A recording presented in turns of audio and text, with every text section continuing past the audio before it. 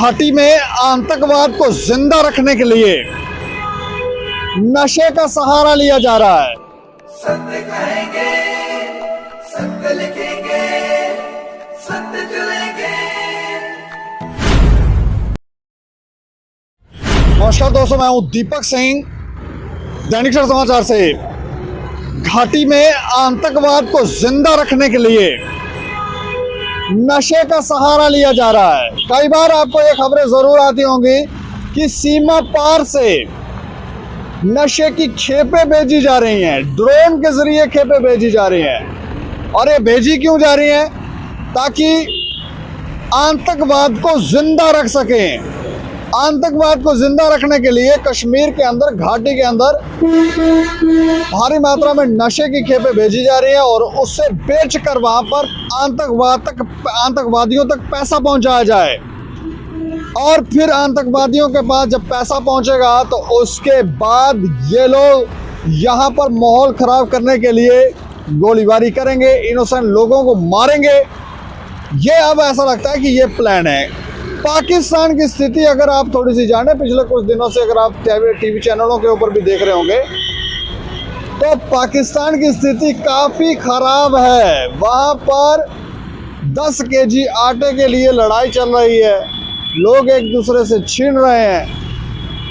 और लंबे समय से ये ऐसा नहीं है कि घाटी के अंदर, कश्मीर के अंदर आतंकवाद को बढ़ावा देने के लिए पाकिस्तान किस तरह के षड्यंत्र रचता। लंबे समय से ये चाल चल रही है और कोशिश की जा रही है कि कश्मीर को पाकिस्तान के साथ मिलवाया जाए, उसे आज़ाद करवाया जाए भारत से। ये प्लान है।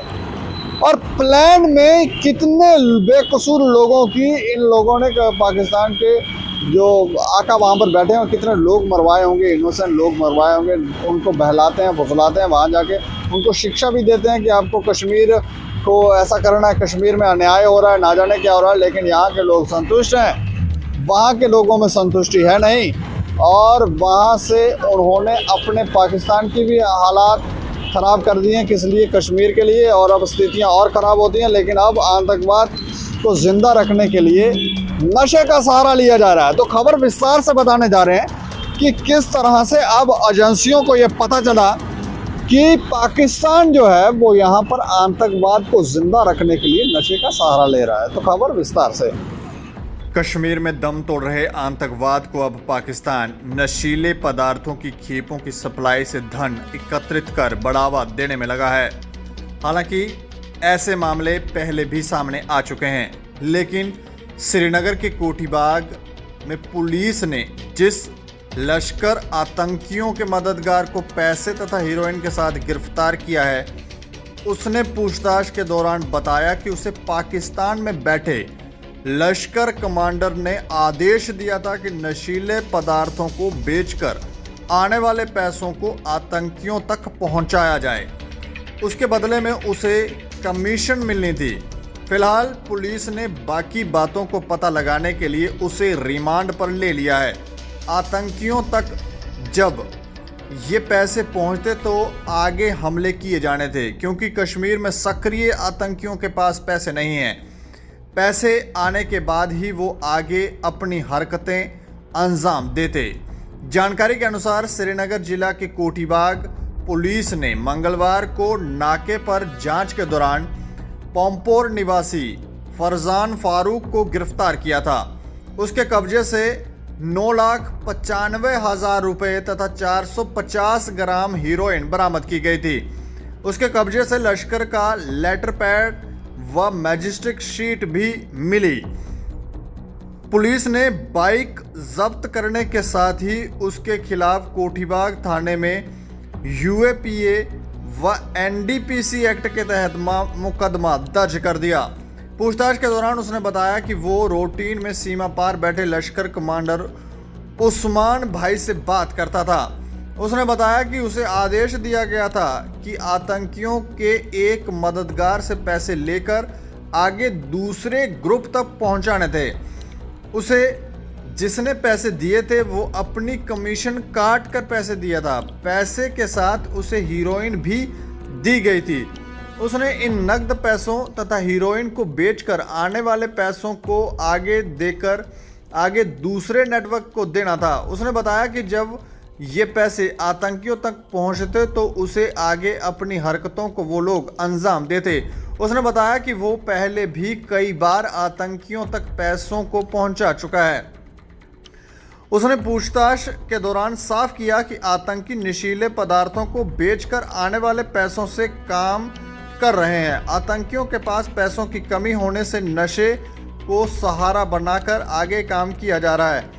गिरफ्तार आरोपी मजदूरी का काम करता है, लेकिन काफी समय से सीमा पार बैठे कमांडर के संपर्क में बना हुआ है। उसे काम करने के बदले कमीशन मिलती है।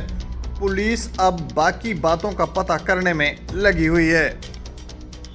तो देखा आपने, ओवरग्राउंड वर्कर जो मजदूर हैं वो किस तरह से इन पाकिस्तान के आकाओं के इशारों पर यहाँ काम कर रहे हैं। बाहर से नशे की खेपें भेजी जाती हैं और यहाँ पर ये लोग बेचकर आतंकवादियों तक पैसे पहुंचाते हैं। कई बार आपने ये भी सुना होगा, ड्रोन से जो खेपें आई नशे की, उसमें उसके जो नशे की खेपें उसमें पैकेट था, उसमें पैसे भी रखे हुए थे। जिस शख्स ने वो पैकेट उठाया वो अपने पैसे वहां से ले लेता था और आगे उसे वो जो नशे की खेप थी उसे आगे दे दिया जाता था। ये किस तरह का एक नेटवर्क यहाँ पर किस तरह से ये काम कर रहे हैं। और स्थितियाँ ये हैं कि आतंकवाद को जिंदा रखने के लिए ये सब किया जा रहा है। इसमें जो गरीब लोग हैं जिनको पैसों की ज़रूरत है, शायद उन्हें टारगेट किया जाता होगा, देखा जाता होगा कि कौन गरीब है, धीरे धीरे उनको इस नेटवर्क में डाला जाता होगा और फिर उनसे ये काम करवाया जाता। लेकिन आतंकवाद को ज़िंदा रखने के लिए ये सारे कार्य हो रहे हैं। हीरोइन भेजी जा रही है, ना जाने कौन कौन सा नशे जो है वो यहाँ भेजे जा रहे हैं। और बड़ी बात यह है कि यहाँ के जो लोग हैं, यहाँ के जो युवा हैं जो ये नशे का सेवन कर रहे हैं, उन्हें भी समझ आनी चाहिए कि वो जो पैसा दे रहे हैं नशे को खरीदने के लिए, उस पैसे का इस्तेमाल कहाँ हो सकता है, किन कार्यों में हो सकता है। ये युवाओं को भी अब समझदार हो जाना चाहिए, लेकिन ऐसा है नहीं। पाकिस्तान जो नापाक इरादों से यहाँ पर हरकतें कर रहा है, अगर स्थितियाँ पाकिस्तान की जाने तो वहाँ तो इस तरह की आवाज़ें उठने लगी हैं कि हमें प्रधानमंत्री मोदी जी आप बचा लें।